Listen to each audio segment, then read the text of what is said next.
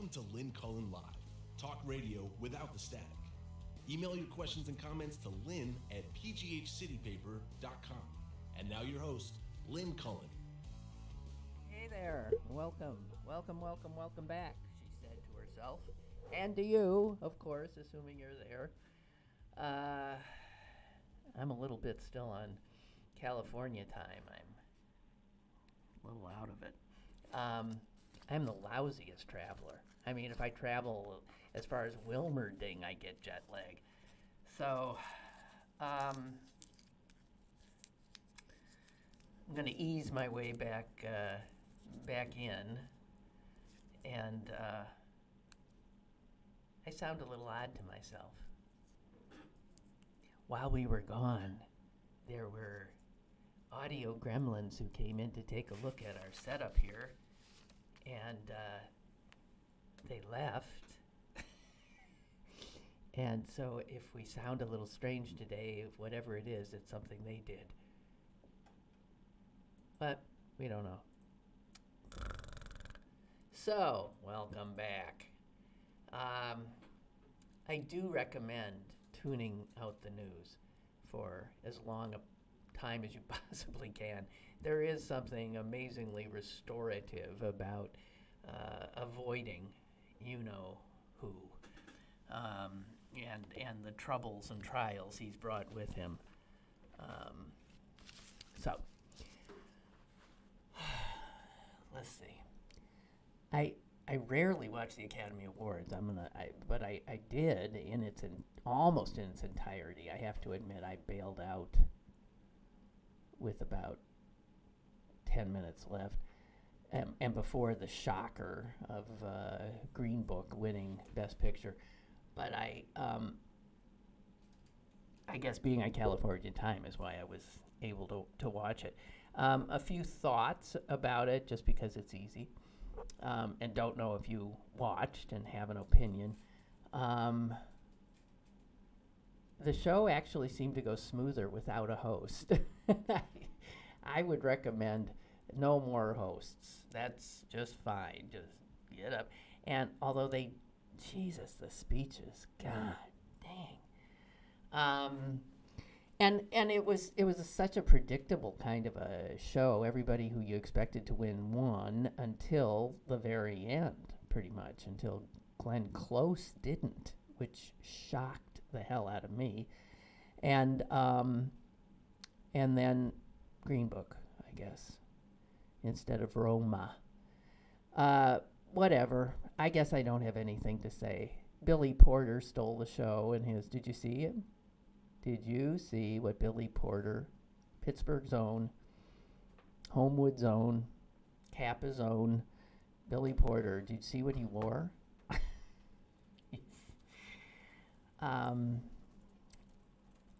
Personally, I found it a little shocking, but what the hell? I mean, he wore a gown. He wore on the top, a tuxedo-looking kind of thing, though much more dramatic, and then heading into a huge black ball gown. I thought he looked absurd myself, but but then I often think that people on that red carpet look absurd. So, what do I know? I am no fashion maven, and in fact, I find fashion in general an interest, I don't know what else to call it, a profession that I find, maybe I'm a snob or maybe I just don't get it, but I find it so extraordinarily shallow. People oohing and eyeing over this and that and what's in and what's out. It's clothes, it's clothing. I agree, some clothing is gorgeous, and some clothing is utilitarian, and some, in fact, can be both. But going nuts about, I mean, on one level, I guess it is art, and an extraordinarily constructed and beauteous thing, but very little of it falls into that category, and most of it is just, it's what it is. So, I guess I should have taken notes during it if I had a thought of any interest, but I did not. And I guess mostly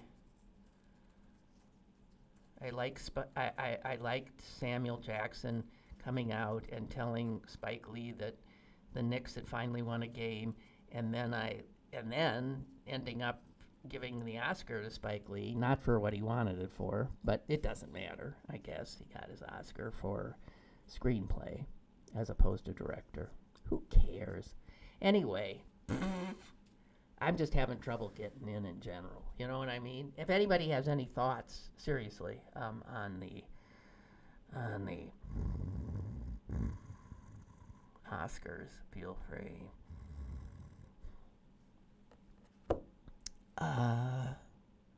And I do want to say this. So all this hoo-ha and caterwauling about Green Book winning, I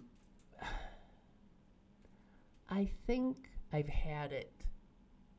My arm is not long enough to show how much I've had it. I've had it up to here with people taking umbrage at everything. And guys, I'm not alone. I am so not alone. So there's a whole bunch of people, and you wouldn't know necessarily unless you, I guess, read certain publications and or critics and or Twitter. There were a lot of people who felt Green Book was somehow offensive. And I saw it, and I enjoyed it, and I was told after I saw it and told some people, I saw Green Book. It was, I thought, really a delightful movie. And I was told in no uncertain terms by more than one person that I said that to, that I was being politically incorrect in having enjoyed it. They all had heard the same thing. They had heard that it was not, something was amiss with it. I remember one woman in particular saying, I can't remember why, but, the people on the left had told us that we were not to enjoy it, that it was verboten. And enjoying it just showed you were, I don't know what. You're a racist? I couldn't figure out what the problem was. And then I started reading more about it because I was curious. And yeah, but dear God, it's a fucking movie. It's a movie. It is a cinematic depiction based, it's not a documentary, based on a true story. And you would have thought that the people who made it had assassinated Martin Luther King. I don't even, is all I want to say, really. Why I liked it? I left there feeling good. How often do you walk out of a movie these days feeling good? I liked it because it was a growing friendship of two extremely unlikely people, and I would argue in both instances, not particularly likable people. A very odd, talented, gay, black pianist, and courageous black pianist, I must say. And, this Italian bouncer thug racist from New York. And the reality is that there were two men somewhat like that. They did go into the South together, and they did, in the course of that journey, strike up a friendship and somewhat of an admiration for each other. That's the movie. It makes you feel good. It also makes you feel miserable because it shows you the horror of racism. I mean, there is that as well.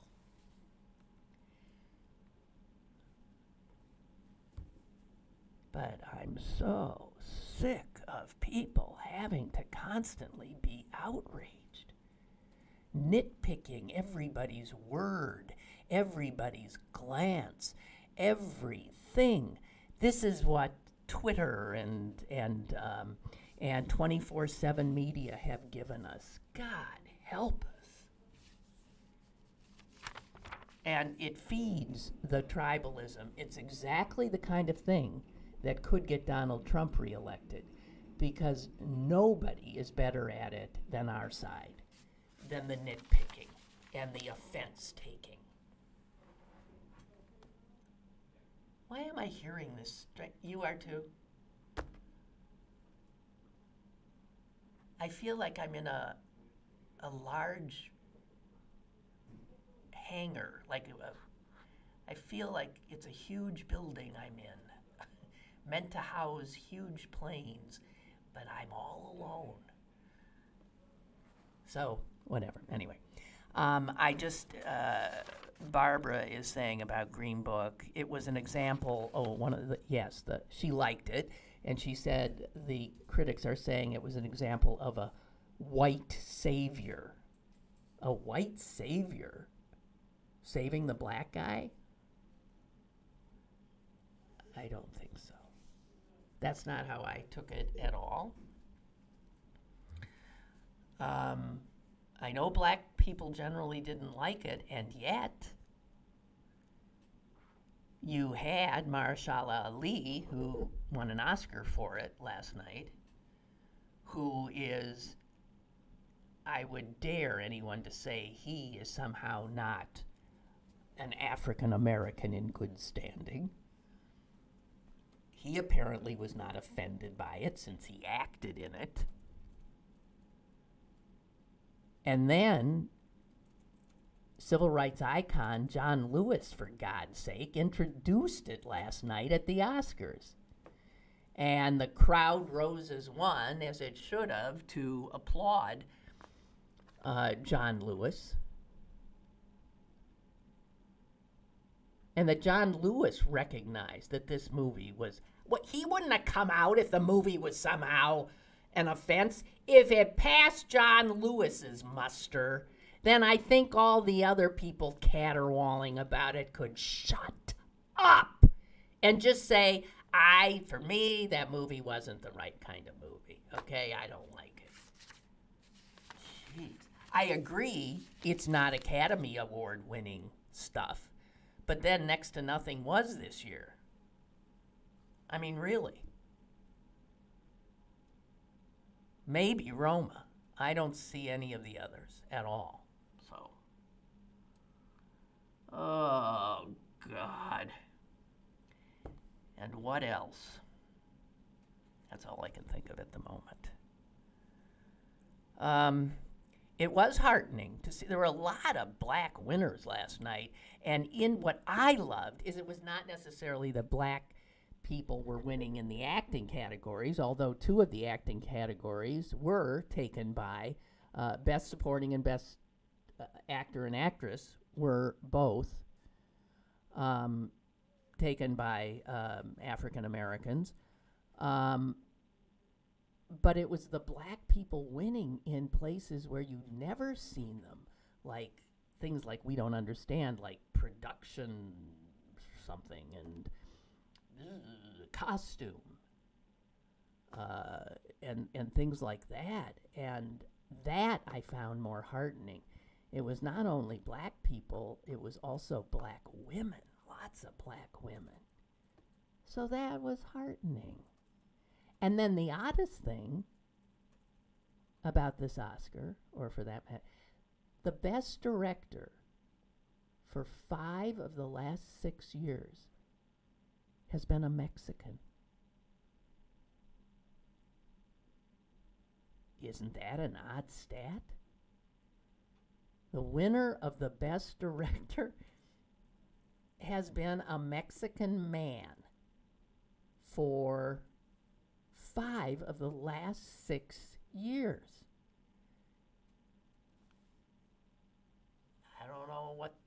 I mean, I don't know what to make of that, but it is just a strange thing, I think.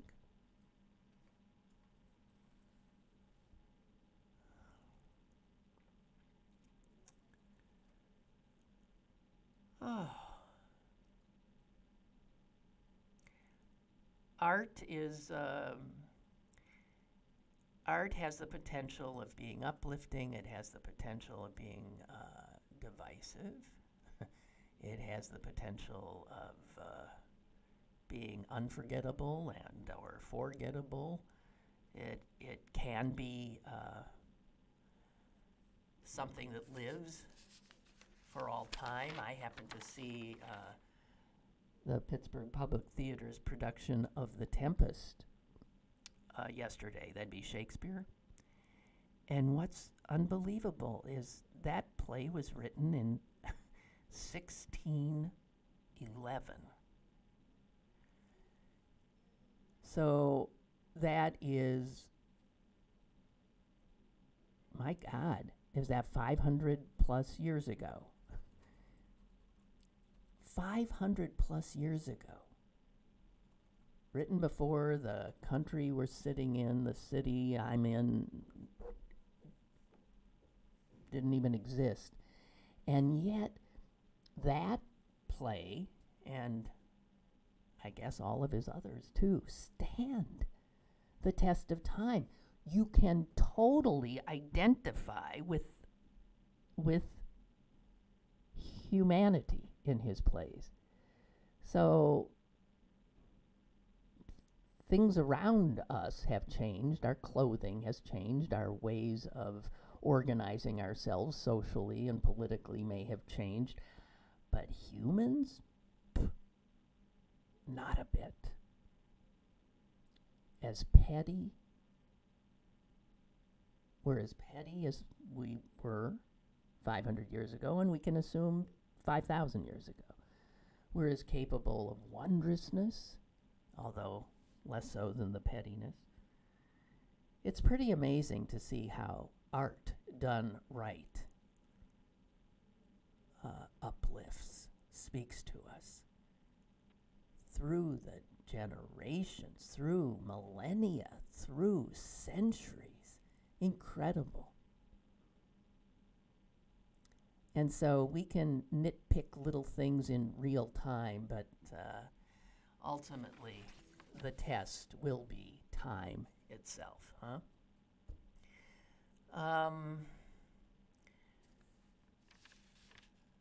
I sort of got myself back into the news on Friday, and that was the result of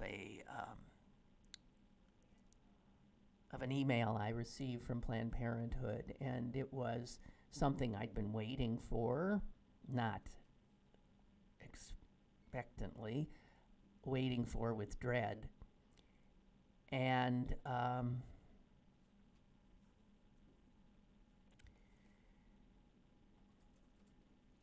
don't know that it got the kind of attention it should have. And I don't know if people are aware that the Trump administration has imposed what is being called a gag rule. It's much more than what that suggests. I don't really like the term gag rule. But what the Trump administration announced is that now organizations that provide abortion referrals. So if a woman is pregnant, goes in to get a checkup, to see what can I do here? I don't know that I should have this baby. There are organizations like Planned Parenthood that will say, well, there are other possibilities. We can talk to you about that. Any organization that mention the word abortion to any pregnant woman cannot receive federal family planning dollars. Now, understand that that is the bread and butter of Planned Parenthood. Think of the name of what that organization is. Planned Parenthood. It is an organization that began so that women could have some measure of control of their bodies, so that they didn't have to have 10 children in 12 years, so that they could plan their pregnancies, and that would mean they would have access to contraception. That is what Planned Parenthood is about. Giving women the tools to do that. And in so doing, it became the leading health provider for women in this country. The idea that the right-wingers and the right-to-lifers would people have of Planned Parenthood, of some abortion mill, it is a tiny part of what is done at Planned Parenthood. It is almost all about sex education, about preventive care, about cancer screening, about women's health, about contraception. That's what Planned Parenthood does.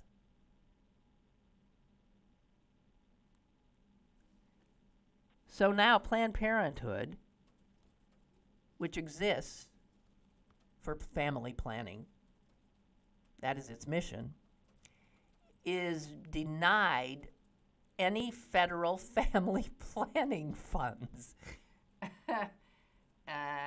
Why am I laughing? Instead, those millions and hundreds of millions of dollars will go to religiously based anti-abortion groups now.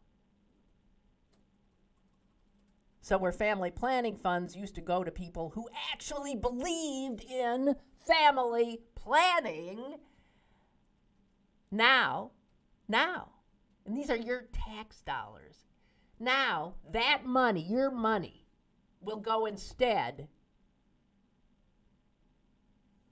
to religiously based anti-abortion groups. Read evangelicals in the Catholic Church.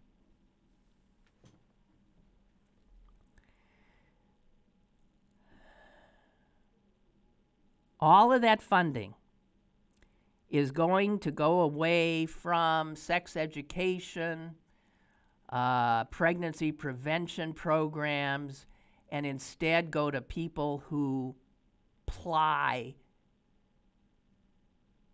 the snake oil of sexual abstinence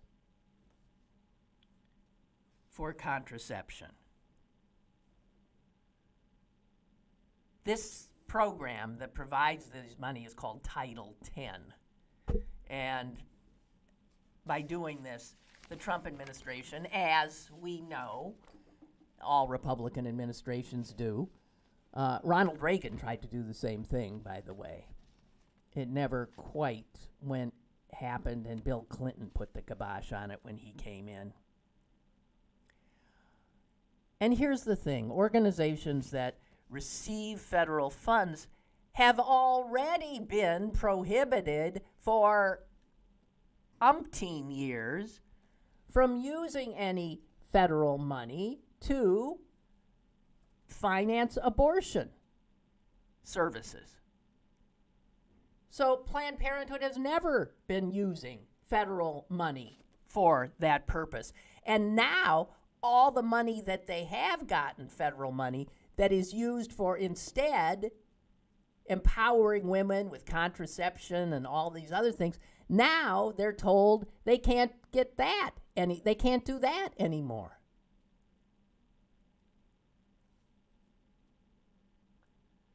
So what will happen is healthcare providers now will not be able to truly counsel women who come to them for advice. It is like, as some doctor said, my gosh, imagine somebody would come to me and they have diabetes. And I am told by the government that I cannot tell them about insulin. I can't even mention the word insulin. So what the Trump administration has done is essentially take Title X, stick it upside down, force doctors to lie, forbids doctors from, this is all doctors, it's your doctor, now forbidden from referring patients for abortion, and prevents women from being able to access Planned Parenthood services. Let me tell you the result of this. Women will die. Unwanted babies will be born.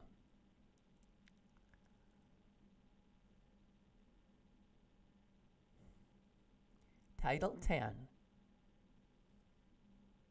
provides close to $300 million, which is a pittance in terms of federal funding, okay?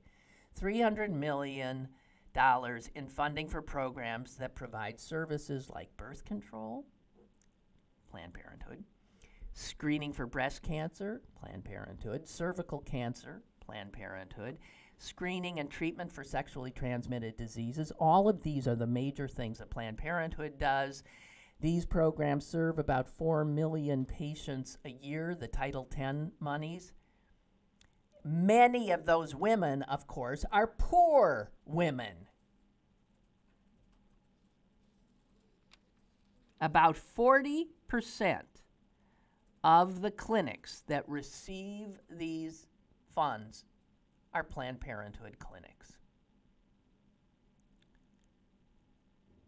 In many parts of the country, Planned Parenthood is the only provider who participates in Title X, which is to say that women all over this country now will not be able to access Planned Parenthood services. Planning family. There's nobody else to do it. Pregnant women don't go into Planned Parenthood to get abortions. The vast, vast, vast, vast majority do not. They're going there for health care. And now those Planned Parenthoods are they ain't going to be able to stay alive without this. Make no mistake, the gag rule is an effort to destroy, take down, finish off Planned Parenthood.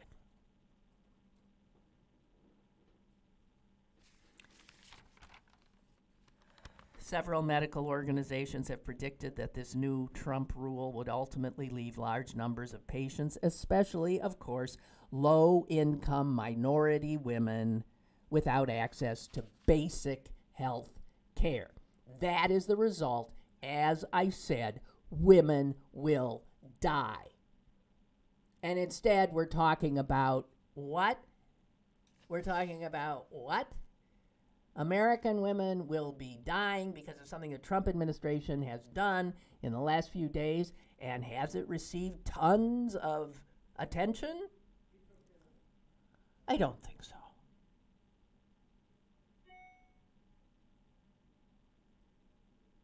Here's the president of the National Medical Association.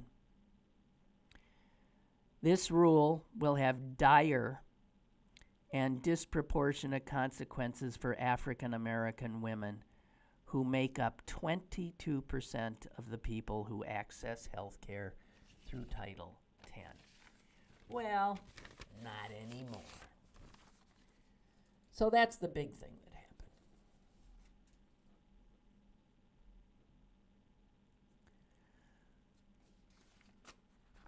I was mentioning I went to the theater.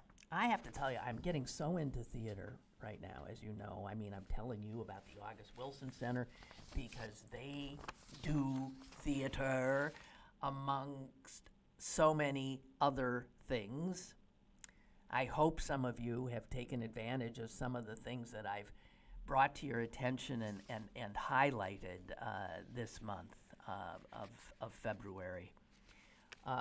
Coming up, I'll give you another quickie. This is not theater, But Butcher Brown, coming March 1st, and that is a jazz band, a progressive jazz band that is, according to the materials I've seen about it, it's sort of a throwback to the jazz bands of the 60s and 70s, which I think would make it quite a jazz band. There's not a top-down kind of leader. There's a group of equals. Individually, each person in that band impressive as all together as Get Out, and then together as a band, they are something that I guess you don't see a lot anymore with jazz bands. A real band playing for their audience, for each other, and everybody who knows figuring that this is a band that is on the verge of a brilliant future. So, August Wilson Cultural Center, ladies and gentlemen, it's there for you, and it's there for this community to show its support.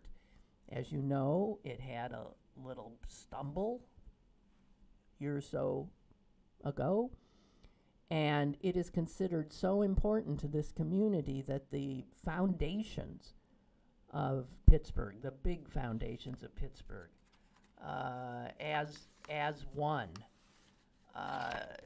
stepped in to save it. The Heinz Endowments, the Richard King Mellon Foundation, the Hillman Family Foundation, and even Bloomberg Philanthropies, a number of out of state as well, supporting the operations and programming there.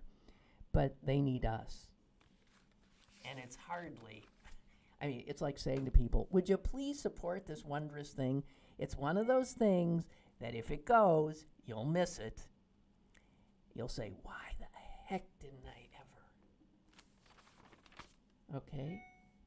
Check it out. Serious. Okay, got a lot of emails coming in here. Let me get this right. David says, I agree with you about this issue with Planned Parenthood, but you're blaming the wrong people.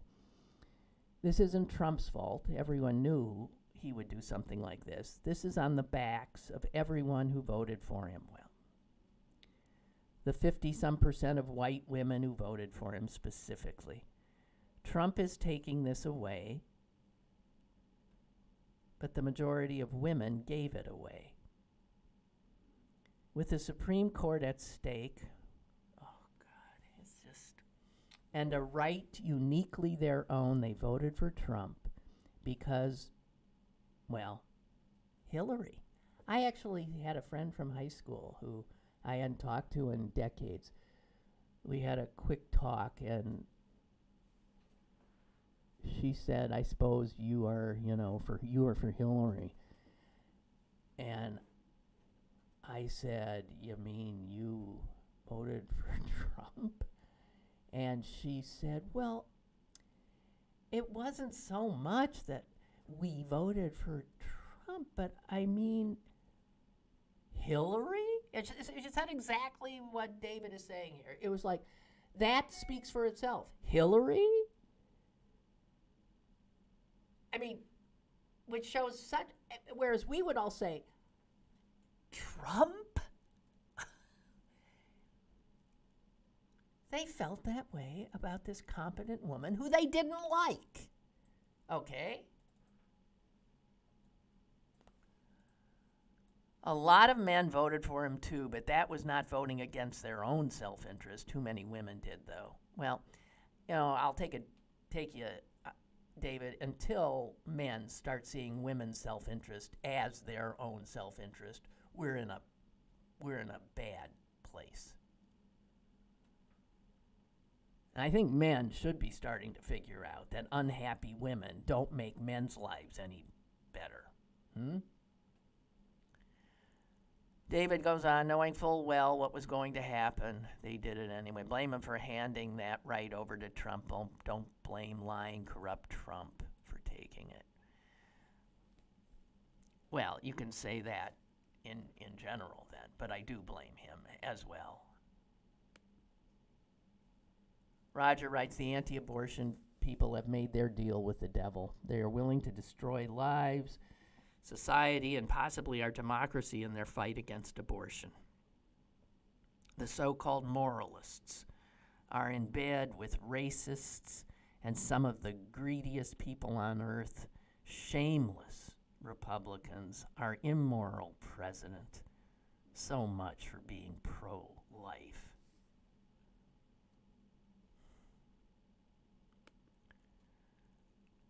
Barbara writes, since its inception, the global gag rule has been put into place at the start of every Republican administration, and it's promptly rescinded under every Democratic administration. Well, that's what happened. Reagan was the first to try to implement this, and it never quite got off the ground before. But they have successfully done so many things that have truncated women's ability to access safe and affordable, that's Planned Parenthood, affordable care.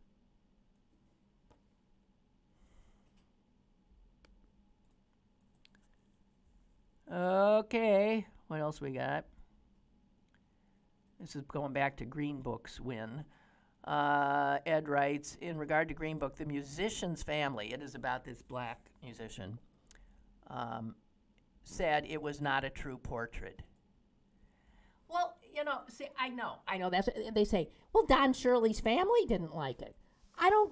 It doesn't matter. It was based on,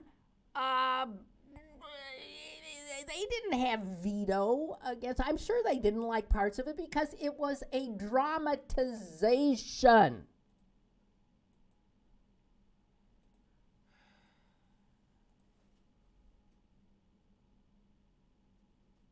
They were upset that in the movie, it turns out that Don Shirley, the black guy, had never eaten fried chicken. The white guy finds this so hysterical, he cannot believe, unbelievable. So the black guy has to be taught, essentially, how to eat fried chicken by the white guy. The black guy says from the back seat of the car that he's being driven by the white driver, what do I do with the bones after he's actually eaten some of them? Now, okay, that might be apocryphal, but clearly what the movie wanted to show is that Don Shirley was not your average American black person. He was not into popular culture. He was totally into classical music and a certain way of dress and refinement. It was a way that very few black people or white people lived like.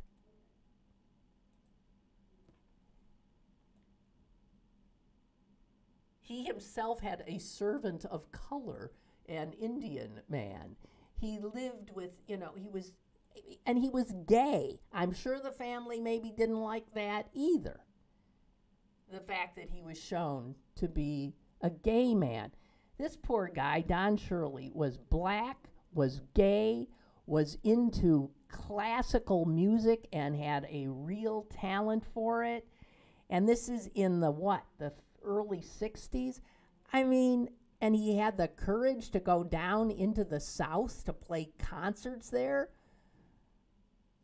Into Jim Crow South?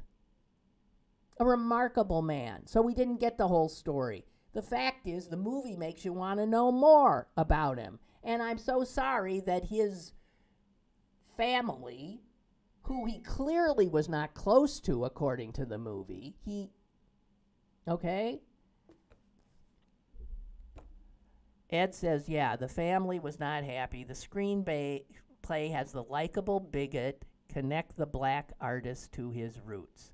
That's what white savior term comes from in regard to the film. Okay, fine. What I am saying is that does not, fine. I hate that people are not sufficiently sort of capable anymore of watching someone else's story. Oh, so it's not politically correct enough is what we're saying here. So I can't take it. I can't take it. You know what? Maybe it did happen like that. Is it conceivable that in the course of this trip, the black guy actually got closer to his roots, actually went to hear a black jazz band because the white guy took him? Was that in the movie, I think? Is that possible? Yeah, it's possible. Does that mean that black people can only make it because with white saviors? No! God, I just, why can't people just fucking relax? Excuse me. I was saying that to myself.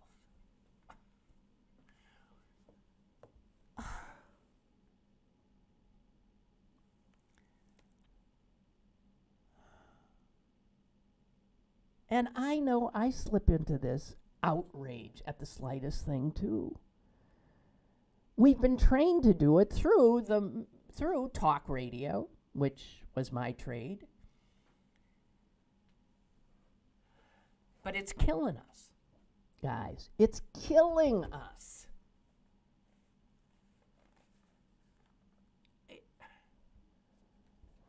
It's making us such unhappy people.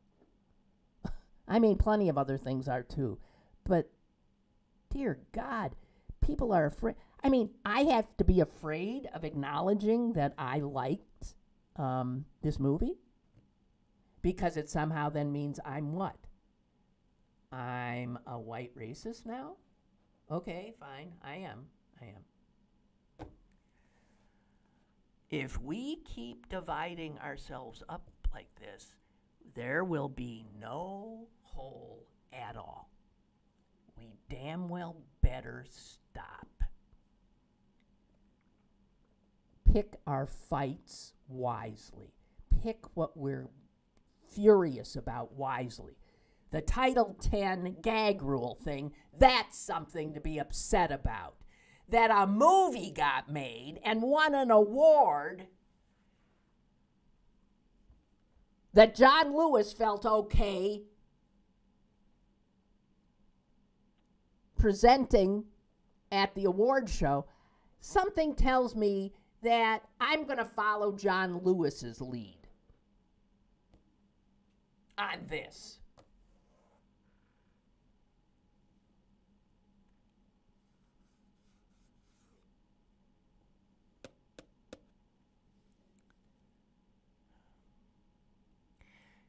A case in point, this tiptoeing around we all have to do now because we're this close always to being on the wrong side, to having to apologize. You will recall that I, with great trepidation, the week before I left on vacation, said to you, I gotta say something. I'm scared to say it. I gotta say this thing because I'm thinking it and I just want it out there. I'm going out on a limb here, but I need to say it because I think I'm right. And do you recall, I told you then that what's his name? I can't even, Jussie Smollett. I said then, this story doesn't make sense. Did I not? I knew from the beginning that this was a hoax.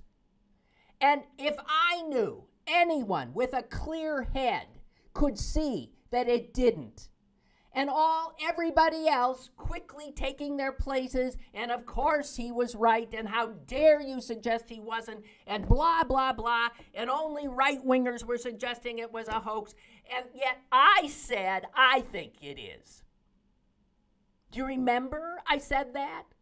Days before it finally unraveled. We are losing our ability to think clearly,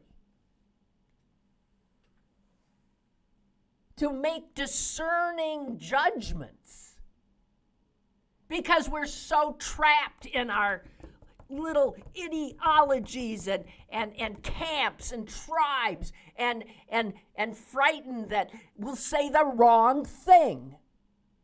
I'm finished. I am so fucking finished.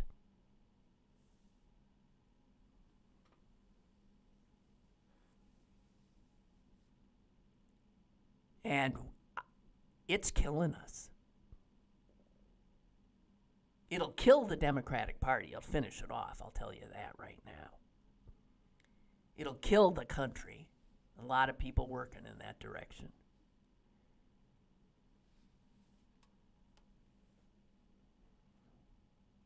We need to stop listening to everybody else and use your head. Have the courage to ask yourself, does that make any sense? And don't get your answer from me, and don't get your answer from television or some podcast. Don't. Think for yourself. We have a caller, maybe. Hello. Hello. I agree with you 100%. I'll think for myself. I know you do. When you were talking about the fried chicken teaching thing, I haven't seen the movie, won't see it, doesn't interest me. Uh-huh.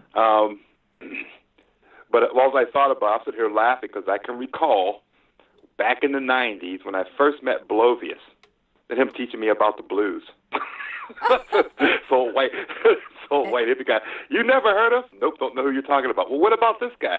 Nope.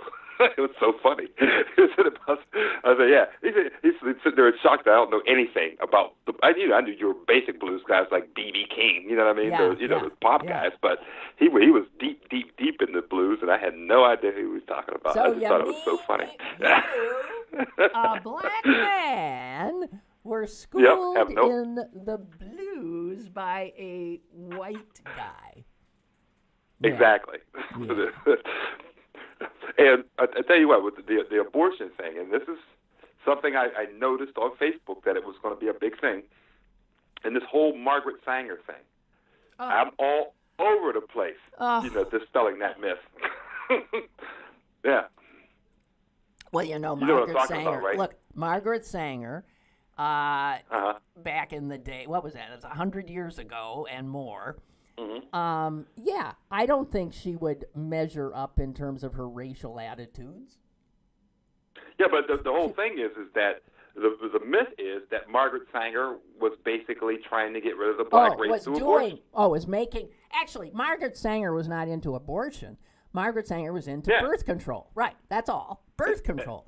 And that's it. And when I'm arguing with these people, saying that, she was supported by W.E.B. Du Bois.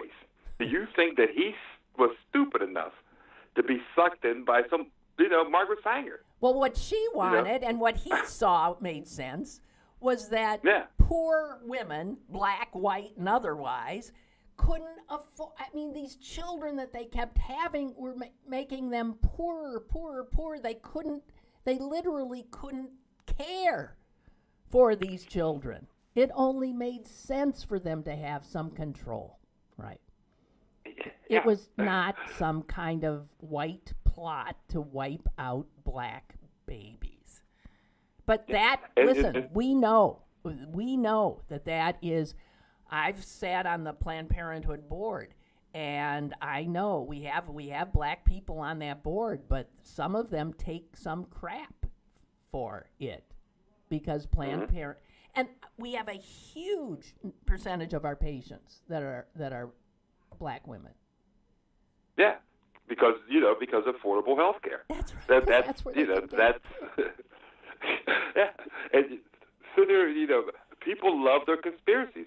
Like you said, they don't think. I said, I know it's more difficult. I know it's easy for it to be a conspiracy as opposed to like reading the whole history and all that kind of good stuff. But you're wrong. And then they'll say, well, you've just been brainwashed. I was like, in 1 week I was called brainwashed 3 times, 2 times in person. I was like, you got to be kidding me. Me? Brainwashed? The guy who rejects religion, race, anything that said, I'm the one that's brainwashed. I said, you're serious? I said, me.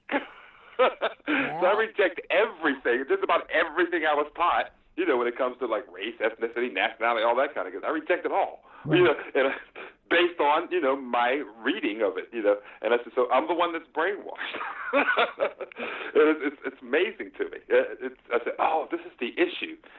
So, now Planned Parenthood, abortion is the get the people to the polls issue. You can't scare them with black people or Muslims or Hispanics, and so let's scare them with, let's call them baby killers, and scare people to the polls that way. It's been that way for a while, but it's like the thing that I've noticed. It's the thing.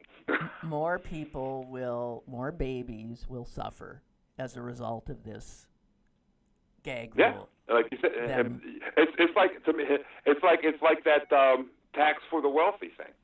People are like, tax breaks, for the wealthy. That people are like, hey, you'll get a tax break. And now they're filling out their taxes and going, oh, crap. They fill out their taxes and they're losing. I think the average is like 17% less in the return.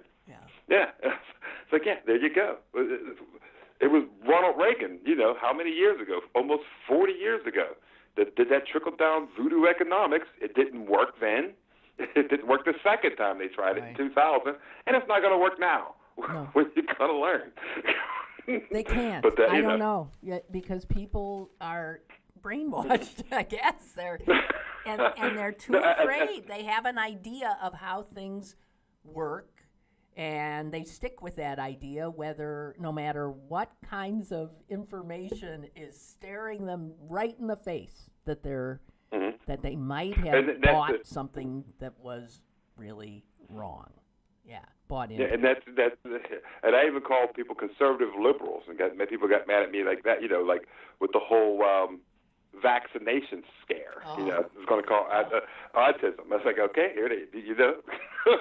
Look what happens when you don't pay attention to scientists. That wind yesterday. Oh, God, that was scary. Jeez, I actually got scared a little bit. I saw Michael Jackson moonwalking forward. It was so windy. Thank you for the laugh. I put that joke up on Facebook, and I only got like 3 likes on it. I thought it was funny. Well, I get it. I think that's a good image. Hey, Clarence, thanks a million. You're welcome. Okay. Talk to you tomorrow. Yeah. Bye. Bye. Bye. Oh, God. Hey, Bob is asking me if I'm going to go to Trump's celebration on July 4th. I think I'll pass. What an idiot. I don't even want to. Okay? But something Clarence said about Americans buying into this crap that people are selling all the time. Conspiracy theories, Republicans, theorists and Republicans. I mean, just unbelievable. This is from today's Wall Street Journal. The Wall Street Journal. With American employment near lows seen a half-century ago and labor so scarce that companies complain of shortages of workers, you'd think American workers would be getting a bigger slice of the economic pie. They are not. And then they go into the statistics. It's mind-boggling. Not if you've been paying attention. Labor's share, or the worker in America's share of domestic income, has been in decline since 1970. That's almost 50, well, it's 50 years. It's essentially 50 years. For a half a century, Americans, the share they get of all the money out there that we produce in this country has been going down and has barely recovered in this so-called expansion that we've seen from lows last seen when we were pulling out of the Great Depression.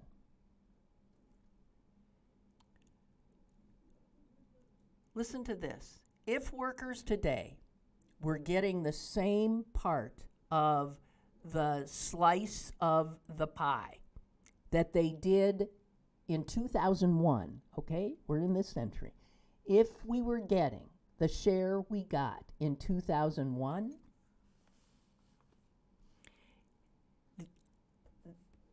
Americans would average $5,100 more in their pocket per year.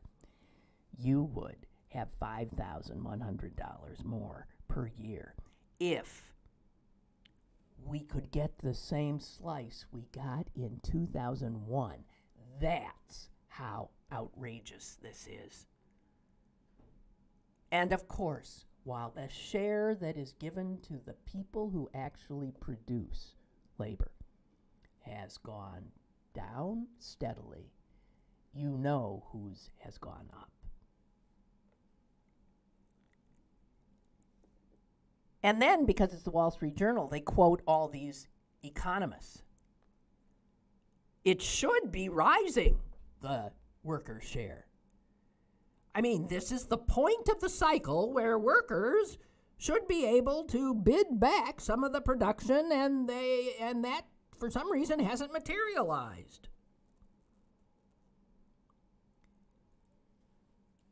And then, because it's the Wall Street Journal, they start thinking, what could be happening? Because this is not the way it's supposed to work. They cite a number of possible explanations. One is the weakening of labor unions. Yeah, well, who wanted that? Huh? I guess that would be, right, the people who have all the money and even more. That would be Republicans who do their bidding. Union representation right now is less than 12% of workers. 12%. It's like you're practically a unicorn if you have a union card. Obviously, technology has something to do with this. Globalization has something to do with this. All those things get mentioned in here. Here's what doesn't get mentioned in the Wall Street Journal report on how workers are just getting increasingly poorer as the rich get increasingly richer, even as the Wall Street Journal scratches his head and say, well, according to all our economic textbooks, this is not supposed to be happening. The one thing that they don't acknowledge is runaway, unfettered, greed-propelled capitalism. That's the reason. That's the biggest reason. Obviously. But to the Wall Street Journal, that's a bridge too far.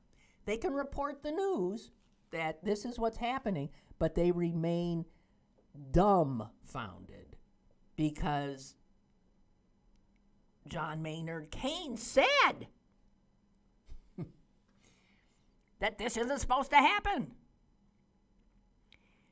The Congressional Budget Office has projected that labor's share of the pie would have a partial comeback. They have been projecting that for the last 20 years.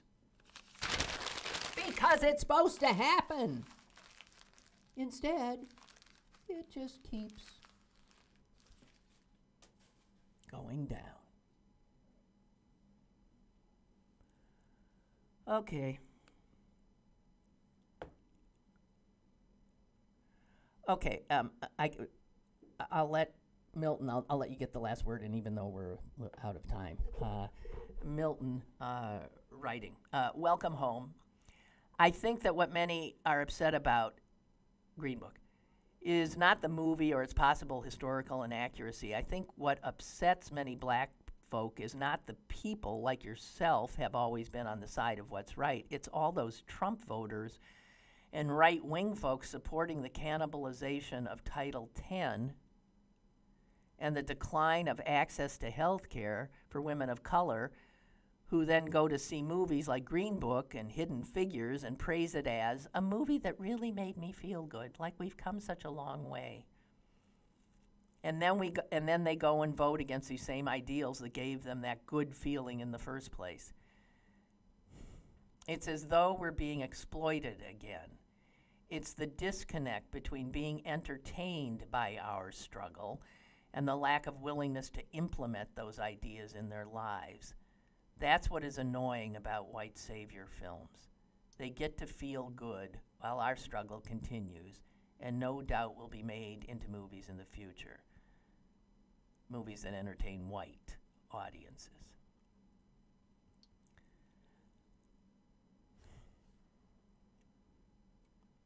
Yeah. I saw it. It made me feel good because it was the story of a friendship, an unusual friendship. It didn't make me feel, the racism in the movie made me miserable. And I thought was depicted in a way that really drove it home. But I just want to say, and I have called for Hollywood to get it. American people are miserable right now. And I don't want to go to a movie and be made more miserable, personally. I don't. Hollywood needs to put out movies that make people feel good. All right, if this movie will somehow allow racists who see it to feel like, oh, well, that's over. There's nothing I can do about that. I'm sorry. I still...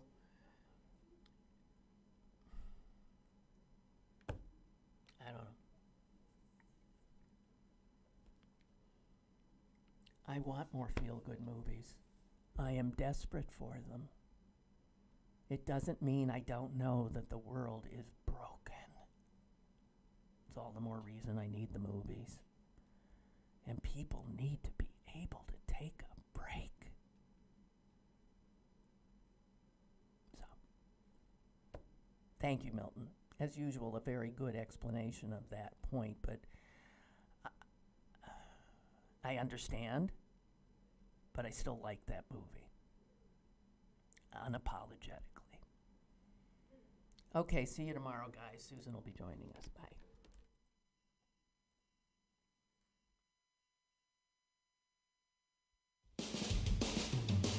Lynn Cullen Live, Monday through Friday from 10 a.m. to 11 a.m. and archived at pghcitypaper.com.